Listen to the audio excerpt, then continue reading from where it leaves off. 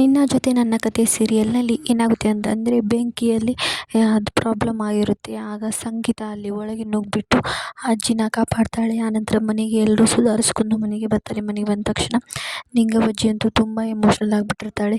ನಾನು ಎಂಥ ಚಾಂಡಾಳಿ ಅತ್ತೆ, ನಾನು ಪಾಪ ಸಂಗೀತಾಗೆ ಎಷ್ಟು ಕಷ್ಟ ನೋವು ಕೊಟ್ಟಿದ್ದೀನಿ. ಆದರೆ ಅವಳು ಅದನ್ನೆಲ್ಲ ಮರೆತುಬಿಟ್ಟು ಒಂದು ಕ್ಷಣ ತನ್ನ ಜೀವದ ಬಗ್ಗೆ ಯೋಚನೆ ಕೂಡ ಮಾಡದೆ ಬೆಂಕಿಯಲ್ಲಿ ಬಂದುಬಿಟ್ಲು. ಭೂಮಿಗೆ ಮತ್ತು ಸಂಗೀತಾಗೆ ನಾನು ಎಷ್ಟು ಧನ್ಯವಾದ ಮತ್ತು ಥ್ಯಾಂಕ್ಸ್ ಹೇಳಿದರೂ ಸಾಲದು. ಇವರಿಬ್ಬರು ನನ್ನ ಜೀವನ ಉಳಿಸ್ಬಿಟ್ಟಿದ್ದಾರೆ. ಈ ರೀತಿ ಆಗುತ್ತೆ ಅಂತ ನಾನು ಅಂದ್ಕೊಂಡಿರಲಿಲ್ಲ ಅಂತ ನಿಂಗವ್ವ ಅಳ್ತಾ ಕೂತಿರ್ತಾಳೆ. ಇದ್ದು ಸತ್ತ ಹಾಗೆ ಆಗಿಬಿಟ್ಟಿದೆ, ಇಷ್ಟು ಕೆಟ್ಟೋಳಾಗ್ಬಿಟ್ನಾ ನಾನು ಅಂತ ನಿಂಗವ್ವಜ್ಜಿ ಅಳ್ತಿರ್ತಾಳೆ. ಆಗ ಸಂಗೀತ ಅಲ್ಲಿ ಹೋಗ್ಬಿಟ್ಟು, ಅಯ್ಯೋ ಅತ್ತೆ, ನನ್ನ ಕ್ಷಮಿಸ್ಬಿಡಿ, ನೀವು ಯಾಕೆ ಹೀಗೆಲ್ಲ ಮಾತಾಡ್ತಿದ್ದೀರಾ?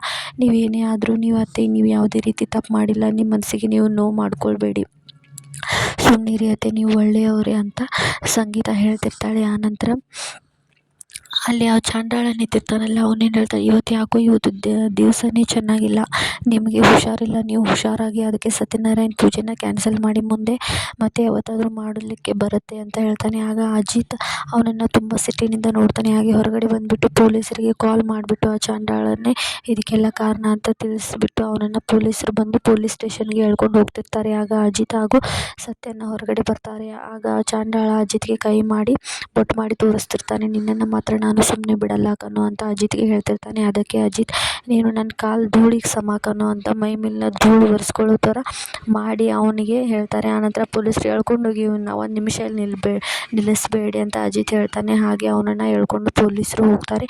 ಈ ಕಡೆ ನಿಂಗವ್ವಜ್ಜಿಗೆ ತಾನು ಮಾಡಿದ ತಪ್ಪೆಲ್ಲ ಅರಿವಾಗಿ ಮನೆಯವರೆಲ್ಲರ ಜೊತೆ ತುಂಬ ಖುಷಿಯಿಂದ ಜೀವನ ನಡೆಸ್ತಿರ್ತಾರೆ.